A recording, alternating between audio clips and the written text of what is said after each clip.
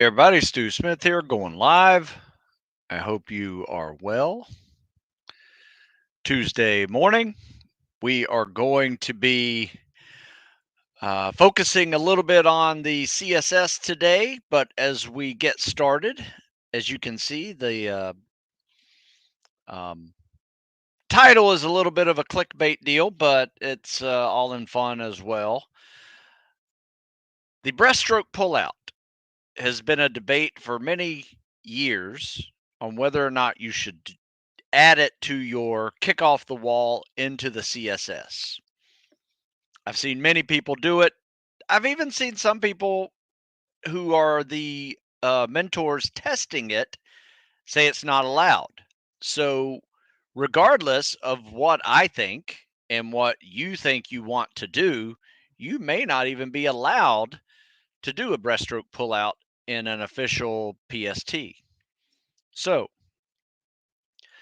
with that, you should learn how to do the CSS without it. And it's real easy. In fact, I've seen a lot of people who've not done very well with the breaststroke pullout. And what I mean by that is you kick off the wall, you do a double arm pull, you transition into the CSS. That is the breaststroke pullout. However, their transition back into the stroke is so bad that they just stop. In fact, I think I have a couple videos that may show that, or the opposite, that shows a really good transition and no loss of momentum. But if I've ever commented on your breaststroke pullout being weak, it is probably going to be better for you to take it out, because learning it and being better with it is one option. But I've seen people take 50 to 60 seconds off of their 500-yard time by just taking it out altogether. But your pullout game had to be weak to do it. All right. So I'm glad you guys like the title. I thought I would kind of wake you up this Tuesday morning with the with a little bit of a um, clickbait title there. So, and here's one of the problems. I see a comment over here saying, from my own experience, I don't have enough breath or breath control in the latter half of the 500 to be able to do the breaststroke pullout into the CSS smoothly. Completely get it. That's another reason why to take it out. In fact, there's an article I wrote called "Dude, You're Not in Swimming Shape," and that was one of those things that if you're getting winded 400 yards in and you have to skip the breaststroke pullout, it's a conditioning issue. It's just what it is. So, here's the thing that I've noticed as I've been giving people this option is that when they kick off the wall and they hold that glide out for as long as they can before they lose momentum and then go right into the top arm pull, they're pretty close to where a breaststroke pullout was getting them, but they're also not losing momentum going into the stroke like they were with the breaststroke pullout. So they actually gain speed. They're faster because they took the breaststroke pullout out, and they get an extra breath because they're able to get over to the other side of the pool in the same number of strokes, but one of those strokes is underwater and you miss a breath. So that adds up in a way that your heart rate is now getting elevated just because you're breathing one less time per length. And if you don't think that matters, you haven't done a whole lot of swimming, because it matters, right? Definitely.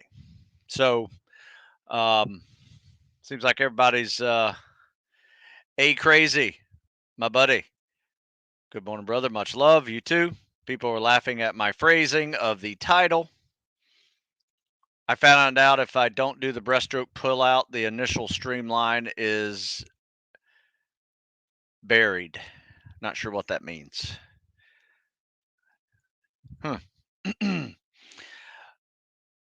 Anyway, everybody has a reason why they do it or they do not. It's just a debate. I don't have an answer. I will give you my opinion on whether or not you need to take it out. And if you're losing all momentum at the end of the pull out into the stroke, then yes, you need to take it out. Or learn how to recover tighter, have a tighter streamline, and have a good kick into the stroke so you don't lose any momentum whatsoever. So there you go. There's my title. Clickbait game just for you. Plus, it's pretty funny. I was debating whether or not I was going to do that or not, but it's a pretty important topic because people have taken their swims from 9:45 to 8:45 in just by taking it out. So my advice to you is if you want to see if it's really worthwhile, do this. Time yourself in a 500 with it. See how you feel. See if you need to take it out halfway through.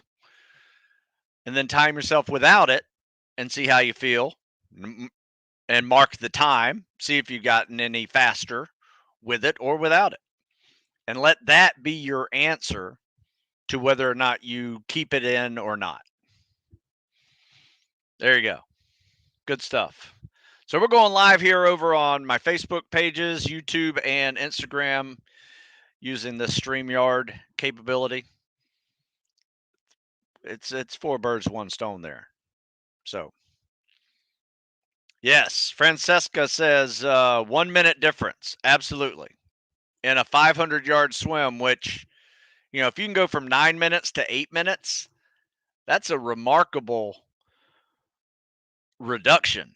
In fact, if you wear board shorts, let's say you're doing a 9-minute swim and you have board shorts and you switch to jammers, I've seen guys drop 20, 30 seconds just by switching their baggy shorts to more swimmer streamline shorts. So there's a bunch of different ways you can save some time with this new swimming skill that you're learning. And by the way, most of this advice is for non-swimming athletes, because a swimming athlete probably got this in the bag, no problem, gets across the pool in 3 to 4 strokes, whereas a non-swimming athlete at best might do 5 and is awkward with the breaststroke pullout. So there you go. I'm dealing with 2 different types of people. All right, so real quick, should you be lateral sideways and to the bottom of the pool throughout the entire CSS, or do the top arm pull roll to your stomach and then roll back to your side? Pull just swimmer preference. It's all swimmer preference. Side stroke is a side stroke. You can stay on your side the entire time if you want. I personally like to turn to my side to breathe, kick on my side, and then as I got that 3-second glide, I kind of rotate over about 45, sometimes 90. I'm somewhere in that zone. I'm not quite on my belly, but just enough to get that top shoulder underwater so I'm not dragging it.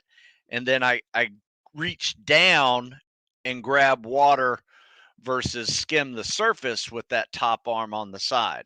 So I have found rotating over during the glide is very helpful for me to get that next deep freestyle catch in there. But that's a good question. A lot of people ask that.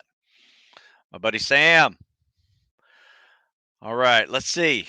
More questions. Tristan asks, starting 4 swims a week next week, 2 Air Force 50-50s, 15 rounds. I like that. 2 Air Force 100-100s, 15 rounds. Oh, I love it. That's good, man.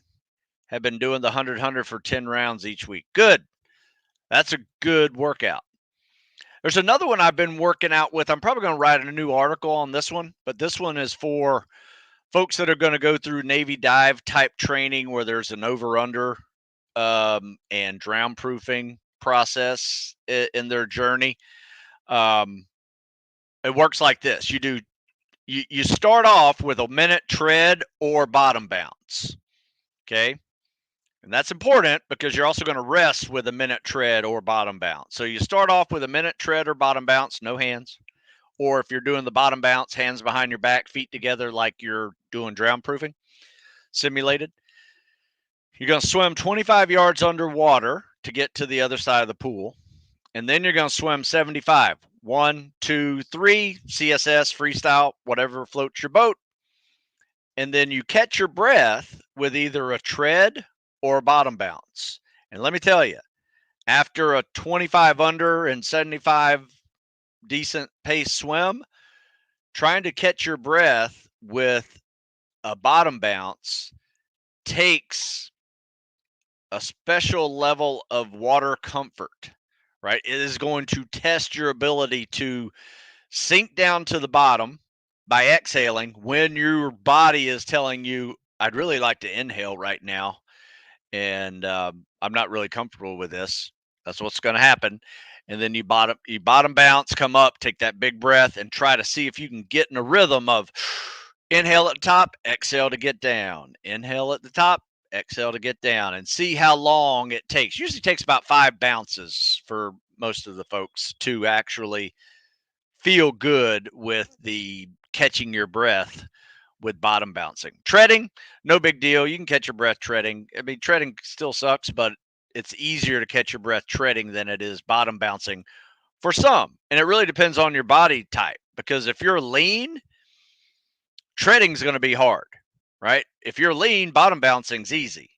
If you're a little got some chub on you and you're a little bit positive or maybe even neutral, treading's easy, but the bottom bounce is hard. You got to exhale everything to get down.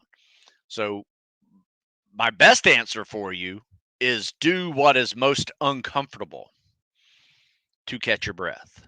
And that is going to help you get comfortable being uncomfortable. And we all know what that means. All right. Where can we submit CSS form critique videos for you to go over? So you're contacting me on my Instagram over there. Just DM me. A lot of people just say that. Any form or anything along those lines.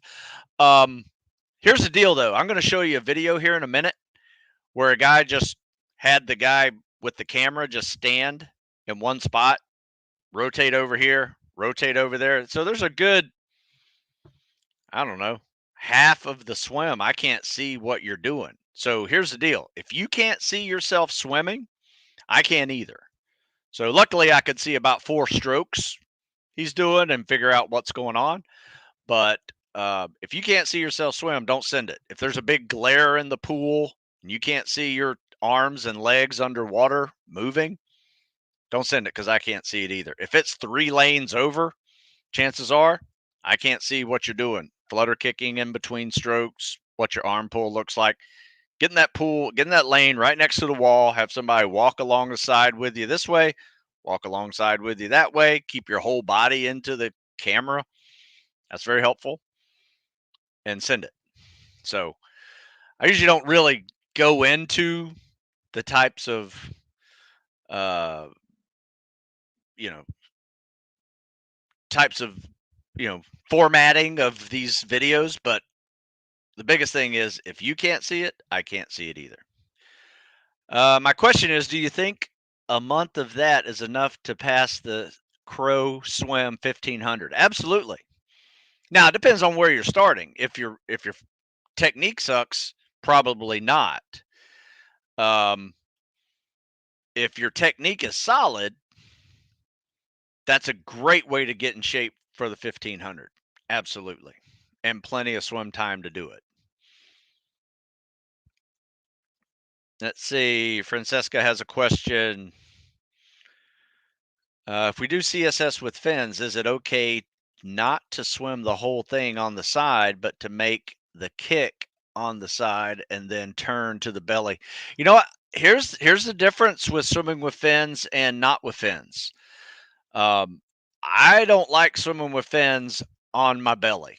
It just doesn't feel right to me. if you can figure it out, great. But I have found this, that if I'm doing a moderate size flutter kick, and you just moderate size flutter kick, if I'm doing that, my heel is going to come out of the water. And if that's the case, it puts a lot of extra stress. As soon as that heel gets out of the water, it's going to put a lot of extra stress on that hamstring and shorten your kick. So stay on your side whenever you're swimming with fins and just use your arms to breathe. Whenever you need to breathe, get out of that glide position, pull your arms. So, yeah, that's the CSS with fins. That's the difference. Okay, let's see. Let me go ahead and show you guys some of the swim videos we have. This one, oh, yeah, I think this one is what I wanted to show you anyway with the underwater swim.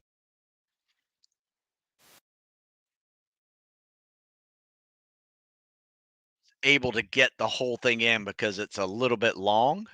So let's see how this looks. All right, so this is an underwater swim. He's going to kick off the wall. And guess what this is? When you're swimming underwater, it is nothing but a breaststroke pullout. All the way across the pool. Pull out, glide, kick, recover, hold that glide. So pull glide, kick glide. And if you can get across the pool in 4 to 5 strokes, 25 yards, that's really good. If it's taking you 8, 9, 10, you're working way too hard. All right, so watch this. This is a non-swimming athlete doing a kick off the wall, glide, breaststroke pull out, glide, kick and recover, glide. And his breaststroke was really bad doing this. And I said, you know what? Just switch to your scissor kick. All right, so all right, solid. Kick off needs to be the a little wall. deeper, I would recommend. Nice. Double arm pull. Good. See that? Kick and recover. Didn't lose any now, momentum. Double arm pull. That's a good hold that glide there. That's actually kick. you hold that glide a little bit again versus the breaststroke kick that you and did you notice before. you get a lot further so up like your arms for if the you got a good pull out. athlete. But if you don't, it's hard it's to not stay work deep for you. So he on the, chooses to do freestyle underwater on his way back, and he's going to do But if you can a avoid 100 or going to do 75 yards scraping the freestyle and surface then try to with catch your his back, breath it's going to just help you with be a little the more bottom bounce. move a little In smoother. fact, But this is really good over I'm under. going to have to show that to you. Let me see, where'd it go? See if I can show that to you here. All right, so he catches his breath with the bottom bounce, and this is what it should look like for you. So you can see he has to exhale a lot of air, get a big air in, bottom bounce. But he's doing it really well. This is his first time ever doing it. And so I wanted him to just test it out. He goes, at first it wasn't very comfortable. And then he said after about 4 rounds, he was able to do it.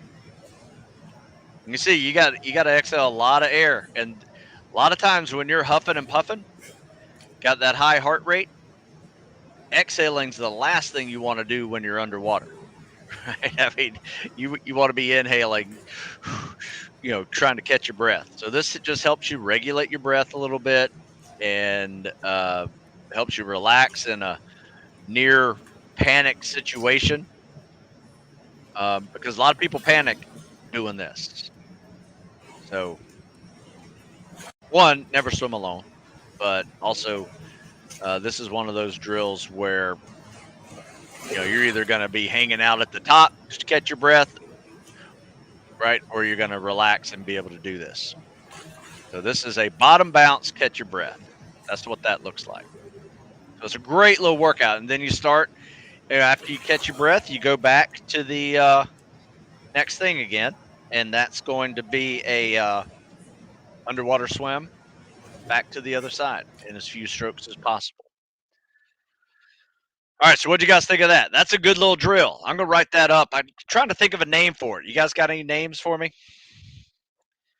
25 under, 75 swim, plus a 1 minute or 2 minute tread or bottom bounce. So, 50-50, 25-75. I'm not sure. I'm not sure what to call it. So, all right, let me see. Do you have any video tips on turning around at the end of the lane? I feel it's adding several seconds to my time. I see other swimmers doing flip turns, but I don't think those are allowed for tests. Yeah, last I heard, whether you're doing Air Force PJ type training, you can't do flip turns, even though you're doing freestyle, and that's the way you actually turn around. In competition. So what you have to do is what's called an open turn, but it doesn't have to be a competition open turn. A competition open turn means you touch with both hands. This one, whatever hand's on that wall first, you grab and turn away from it. So whatever, like if I'm touching with my right, I'm turning left. If I'm touching with my left, I'm turning right. Just get good at both ways. Get those feet up on the wall quick and just kick off and go. You take one breath during that process while your head's out of the water. So all that has to be timed, like you're exhaling going into the wall, push off on the wall and kick off on the wall, and you're going to really nail that thing. But yeah, I'll show you a couple videos that have good turnarounds in it. But if you go to my YouTube shorts, Instagram reels, or TikTok, nothing but CSS videos over there, and you can definitely yeah, just push off, don't grab the wall. Yeah, grabbing the wall is going to slow you down. I know you suggest not drinking caffeine before a hard cardio workout. Is black coffee okay? Is black coffee have caffeine in it? I wouldn't do it. I mean, I don't think it's a performance enhancer. It's not giving you energy, right? Caffeine does not give you energy. It makes you less tired, right? Understand what that means. It turns off your like, hey, I want to take a nap receptors. It's not giving you more energy. It's going to elevate your heart rate to a point where it could interfere with you being aerobic or anaerobic, or anaerobic and next level where it's just, max heart rate and you're just burning out everything, right? So it can really interfere with you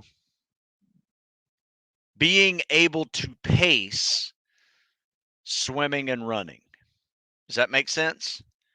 A lot of people like it for lifting weights, but guess what? You're not trying to hold a bench press for 10 minutes, right? You're just going explosive bench, boom, right? Explosive squats, boom. You're not getting winded from pacing. You're getting winded from max exertion, which is different. And it's easy to recover from that. But personally, I don't think you need it at all. I use it in the morning after workouts just because I'm drinking my own sweet iced tea while I get stuff done. But look, man, I'm just giving you my opinion. A little bit of science to back it up. You do you. I will promise you this. People have really messed themselves up adding caffeine before any type of cardio activity. I mean, high levels of caffeine and high levels of exertion type cardio. Now, if you're going for a long, slow distance run, probably doesn't even matter. It's probably going to be a little elevated, but it's not the same. How deep should the pool be for drown proofing? Good question. Actually, most drown proofing tests are in the 9 to 10 feet water. Every now and then, you will see some drown proof training done in 10 to 12-foot water. But all the tests I've ever done for drown proofing has been 9.5, 10-foot deep. Is it preferable to lean or have some fat on, to be lean, or have some fat on your peak endurance selection and peak throughout selection? Seen different philosophies advocating for both, but guessing it comes down to grit more than anything. Yeah, I would agree. Grit is, your mindset is probably the biggest factor when you're going through selection, because you really need to have an answer when those quit demons are, floating around. Um, but I tried to go in with a little bit of um, bulk on me. Like I went in at like 205 just because I knew the first phase, was going to be surf torture and um, logs and boats, um, and Hell Week. And then by the time it was second phase, I was down to 195 and stayed there the entire time. So that's kind of like, I think my weight for my height and build is around 195. And I've been there for forever. I'm still 55 and I flirt with 195 to 205. Right now I'm 205. So losing that last 10 pounds has like just been my nemesis in my personal life. Um, but can still do it. In fact, I'm heading that way right now. So I'm trying to get into the spring back to my buds weight.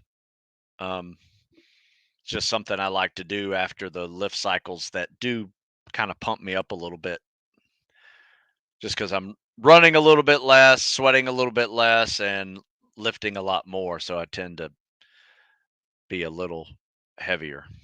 Let's see. Any more questions? Looks like that's about it. So let's see what the next video looks like. Let's see here. Showed that one last week. I think this one is this week. Let's see. So let me share this one real quick. All right, so where are you?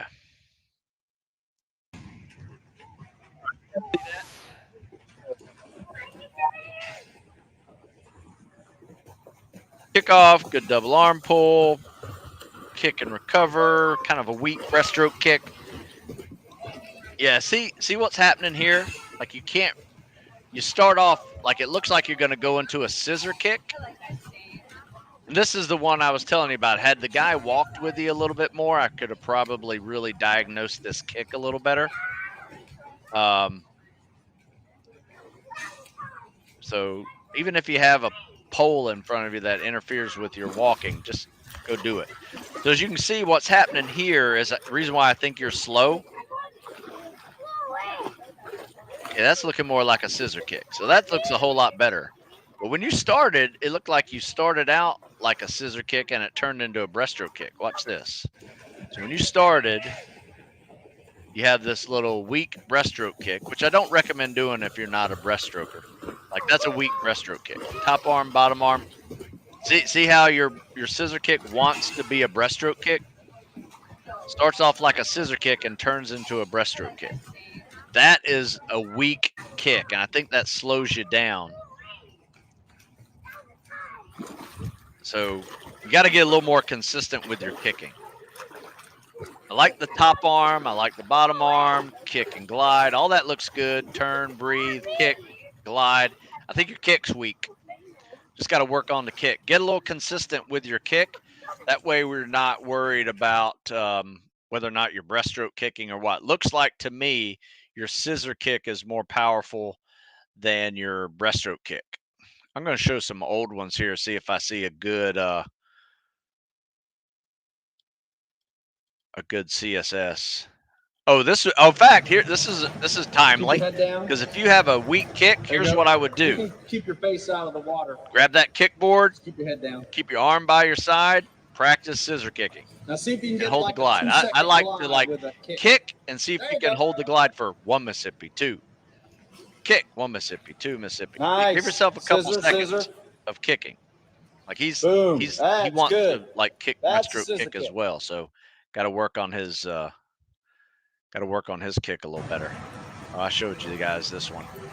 You got to swim with a brick, What keep you're it doing over your here is shoulder. more of a That was a while back ago. Let me see if I have a good turnaround for you guys. I think this guy was really good. good kickoff. Nope, he was okay. All right, so let me take some more questions. We'll come back to the we'll come back to something. I'll find those that one I wanted to show you. All right, so trying to cycle in a couple of weeks of strength training in between my blocks of high rep cows to avoid a plateau during these blocks. If I do high rep day per week to maintain circuit or pyramid. You know what? There's nothing wrong with throwing in. Here's the deal. It's hard to improve on your strength and your muscle stamina at the same time. So my advice has always been, if you want to maintain one of them, that's great. You still can. But if you want to improve on it, you need to focus mostly on what you're trying to improve on. So that is why I tend to do like a 3-to-1 block periodization where, like right now, we are in a 3-week strength training cycle.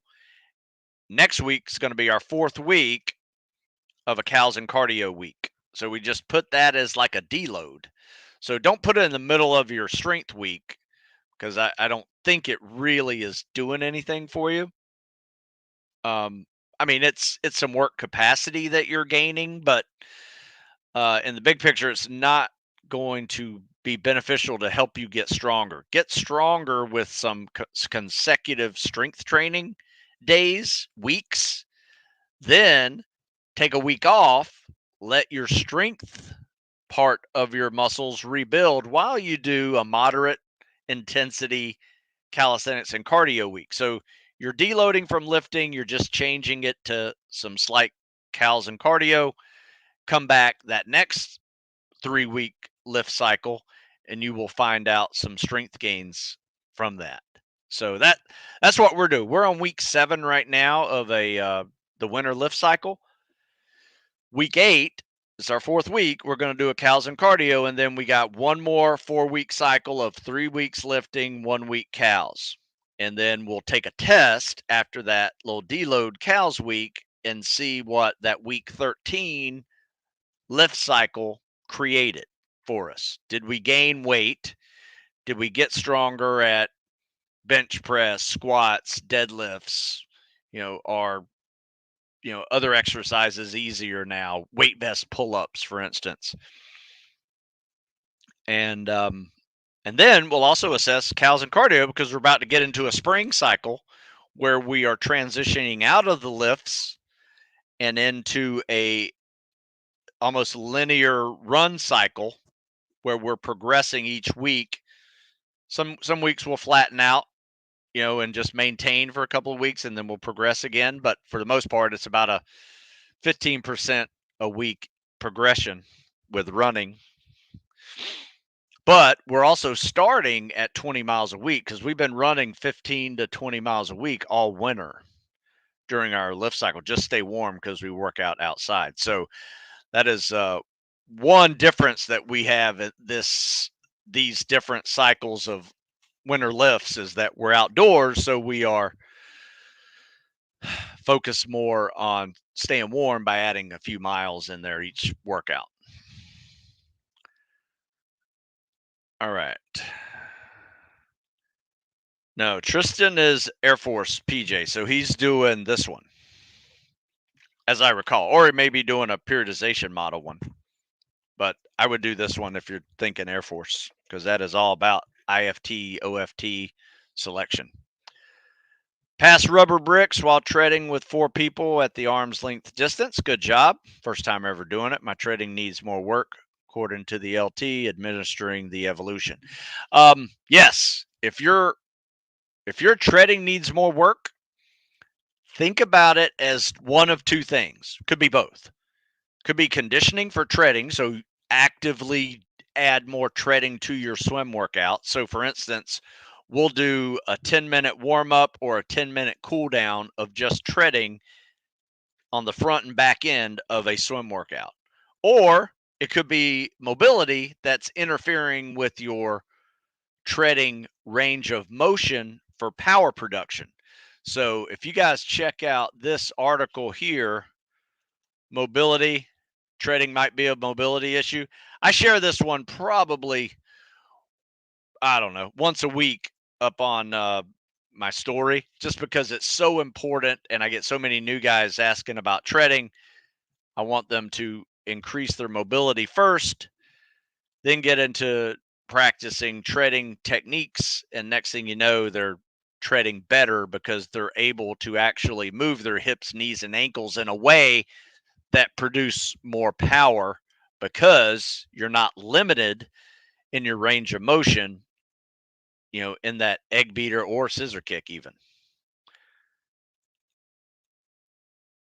Yeah, absolutely. Send it.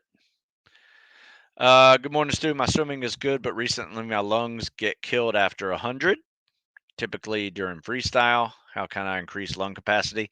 This doesn't happen on long runs. Well, here's the deal. There's such thing as a running shape and swimming shape. And let me just say, I wrote an article just for you titled, Dude, You're Not in Swimming Shape. Right? In fact, that is the title of it. I want you to read this because this is what you have to do to get in better swimming shape.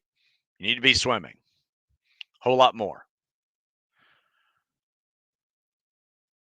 All right, let's see if I can find a good turnaround for you. Some of you guys were asking about it. That's it. Nope, that's swimming with. Oh, you guys want?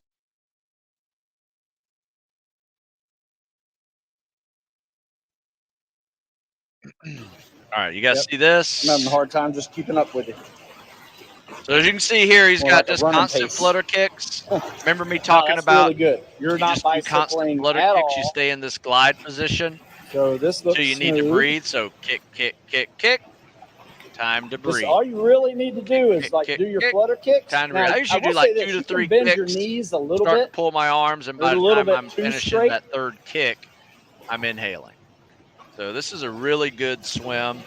I mean, he just did a 50 in 37 seconds. But probably there you It's go. really see fast. that I mean, slight his bend when you 1,000 go out, time was make like a bigger kick out just of it. under See how 15 that knee minutes slightly bends? with That's these fine. rocket You fins. just don't want to really good. stay too flexed in There's the no hips. reason why you can't do So a kind of 45 relax second your hips 50 a little more, but the legs with rocket fins stay somewhat straight. and unless you go for learn a to maintain kick. it with some conditioning. Next thing you know, that's a 7:30 500, and that's a 15-minute 1,000. You take that out to a 2-miler.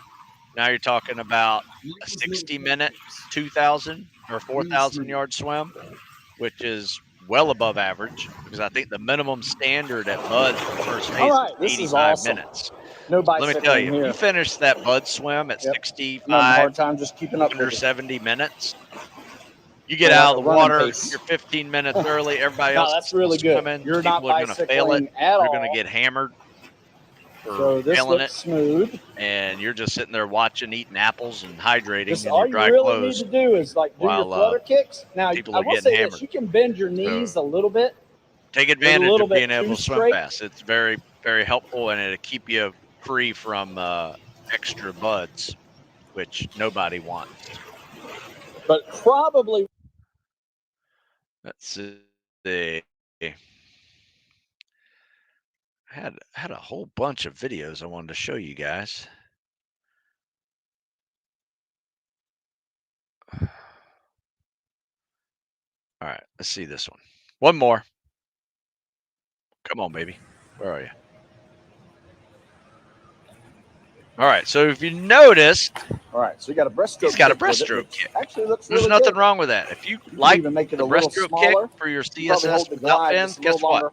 You can do it. Let's count it. 1 Mississippi, 2 Yeah. However, You should be pulling on 3 instead you're going to have of to 2. learn how to do You scissor get a kick, flutter little kicks extra when you put on a pair of glide swivel out of it. fins. And About a 99% second of per your stroke, swims in the future, once which you get into makes a training, will difference. be with scuba fins. Probably will take off a You'll do couple some strokes stuff without fins, but not across the much. pool. Let's see here. One Mississippi, 2. This is Yeah, good. see, Top I can't arm, even say bottom arm, Mississippi breathe. Kind of 3. pops his head up a little bit too much to breathe, but I think that's I'd say part that's the of only his thing that's probably breaststroke causing habit you to work a versus little his harder. turn to breathe It's not gliding freestyle enough. habit that he needs. All right. Let's see if you guys got any more questions.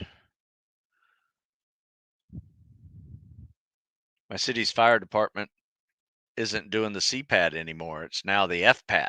Does your firefighter book still apply? I don't know. Be honest with you. You need to share with me, send me an email what the FPAT is, and I can tell you. If it's similar to the CPAT, then yes, it will apply. But you know, one thing I try to do with all fitness tests is stay on top of them. But be honest with you, with the police and fire department options, they're separated by county, city, and state, and each jurisdiction has a different fitness test standard. Some states have all the same one in that whole state, but that is not the case. Some police use the FBI standard. Some police use the Army standard, old Army PFT. Some come up with their own fitness test, with an obstacle course. So it's all over the place. So keeping track of all the different ones for that one is almost impossible. So you send me what your goals are and standards are, and I can kind of guide you towards, how to help you prepare for that. How do you get better at running longer distance at a faster pace? I've been doing sprint intervals once a week with LSD, taking the majority of the running volume. Look, I think at some point, just slow zone 2 aerobic long slow distance running, whatever you want to call it, is good. You need to build up that kind of aerobic base, but eventually sprints are too fast. I like to do a sprint day, so nothing wrong with your sprint day, but you need to learn some goal pace intervals, because you're not going to be sprinting longer distances.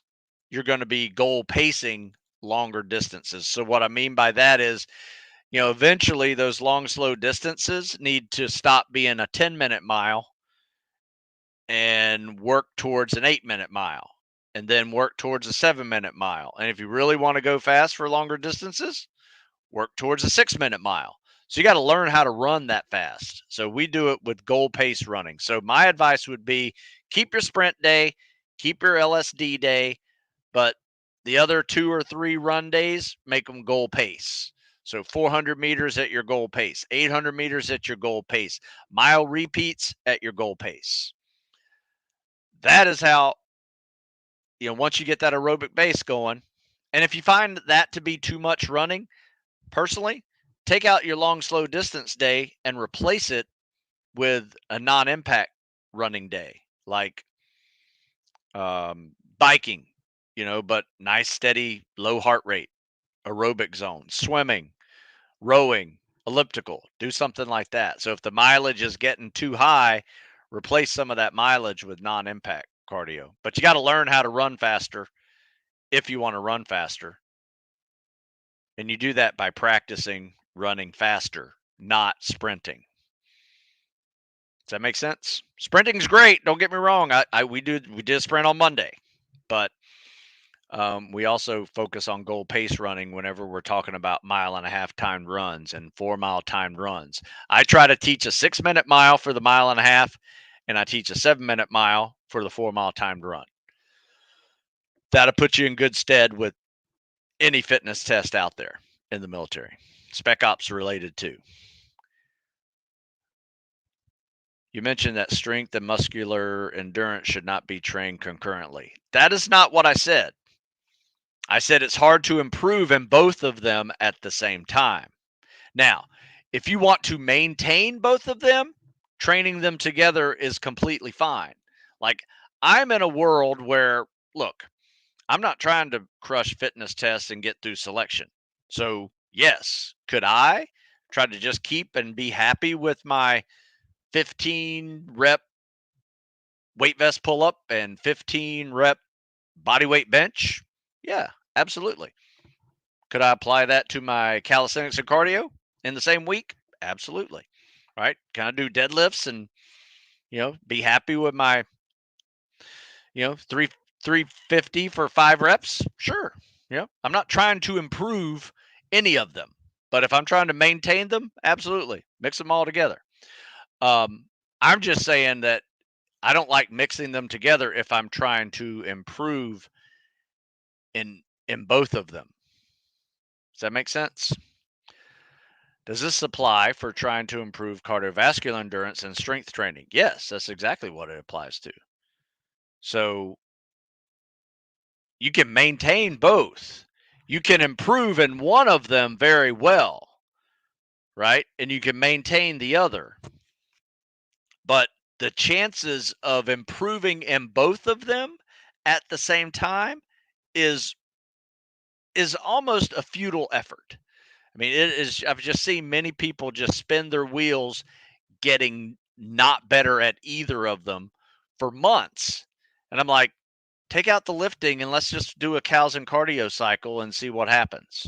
Next thing you know, they're better at cows and cardio. I said, okay, now let's maintain the cows and cardio with some pre-lift cows, post-lift cardio, but let's focus on getting strength. And that's where the strength gains came while they were maintaining their hard-earned gains from previous cycles. It's basically a fitness budget, right? You're basically spending way too much money on two things when you can buy one of them now, buy the other one later, and you have both of them a little bit later. That's probably the corniest analogy I've ever used, but it should make sense. All right, let's see. So some of you guys are giving each other advice, I guess, here. Yeah, whatever floats you. I mean, here's the deal when you give people advice like this. Eat pasta the night before, yogurt with fruit and protein granola before your workout. That might work great for you, Tyler, but guess what? Someone may be lactose intolerant, right? And they don't even know it. And they eat some yogurt, then boom, they're shitting their pants during a workout. So, giving out advice, what works for you is one thing, but giving it out in a way that it is universal, you just can't do that. Like, too many people in this genre are absolutists.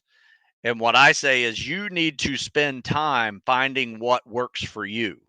Find the fuel combination that is best for your digestive system. And by all means, don't do something for the first time when it counts the most, right? So, whenever you're taking a test, whatever you've been doing the week, months before that test, before a workout, that should be your pre-testing meal. Don't do anything stupid like take a whole bunch of carbohydrate drinks or something, or goo or something or caffeine, which is even worse, and think it's going to help your performance. Chances are it's just going to make your stomach sick. You're going to feel like crap. So let's be a little more conservative on advice we're offering.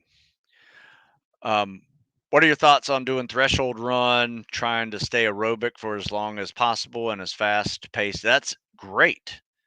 Absolutely. That's one way to do it. I mean, basically, that's what our goal pace runs are. We're just trying to push as much as we can, stay aerobic, but then you might have to dip into a little bit of the anaerobic to finish that run, which is fine, right? I want you to learn how to do that. And eventually, you'll be able to turn that into more of an aerobic effort than an anaerobic effort.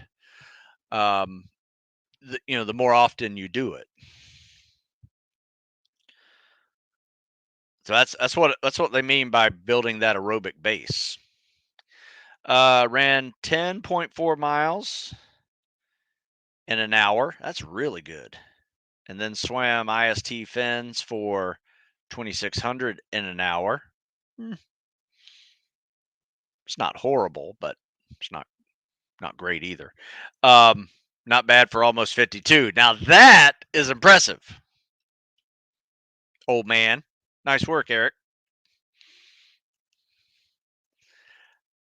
You must have had some big fins on. I've hit a plateau on 4-mile timed run 27:30 as fast as I can. Well, here's what I would do then. Don't worry about getting faster on your 4-mile timed run. Worry about making a 27:30 easier, because you're already sub 7, which I think is plenty. If you can do that 27, 28-minute run, that's perfect. Now get better at it to where it's not a gut check. That means your aerobic base needs to increase. That means you need to practice, running that pace longer. I would say, instead of a 4-mile timed run, try like 5 1-mile repeats at sub 7 pace, not 6-minute pace, 6:45, somewhere around there. Play around with that, sub 7-minute mile pace for longer run sets. Even if you hit 7, that's fine too. I keep it between 6:45 and 7. That's a nice steady range for you, and just get good at it. And next thing you know, 27:30 is going to be easy. And then if you wanted to up it and do as fast as you can, you'd probably be down to 26:30. Thank you for helping us get better. No problem. Glad to do it. All right. Probably one more question. We'll do one more question over here on Instagram, one more over here on YouTube. So doing the protocol, increase push-ups, max today instead of going to failure. Can I focus on volume only? Absolutely. In fact, what I would do is probably every other day hit a failure day. And when I say failure, just, you won't get the next one. You don't have to actually fail on that rep, but the next rep's not going to go well for you, so stop before it. The other way of doing it is just spread it out through the day and work on your volume. You can do smaller sets if you want to. And then the next day, so like odd even days, you do 2 different things. You burn it out and you pace it out. But the same deal is at the end of the week, you're going to have all that volume accumulated. That's how it's designed.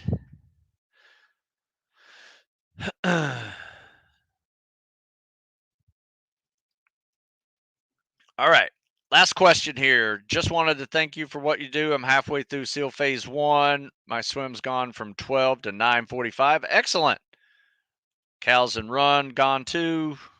9-minute 500 is the next goal. Good. I love it. That's easy day, man. I'm glad you guys appreciate what I'm doing. I love doing it. I love being a coach. And all these things I'm telling you are just things I've experienced as a coach. Whether I'm doing one-on-one stuff or doing, group stuff here locally. How's Spec Ops team? Doing well, thanks. Good stuff over there. Man, you guys got a lot of questions. So I do appreciate. Okay, so for the mile repeats, give yourself a good rest. Now, a 100-meter walk isn't enough rest. I would say rest for at least 2 to 3 minutes before you do the next one. So just chill out, walk around, get your heart rate back to normal. Boom, go again. I like kettlebells, kettlebell swings, kettlebell ladders. Yeah, sure. Crank it.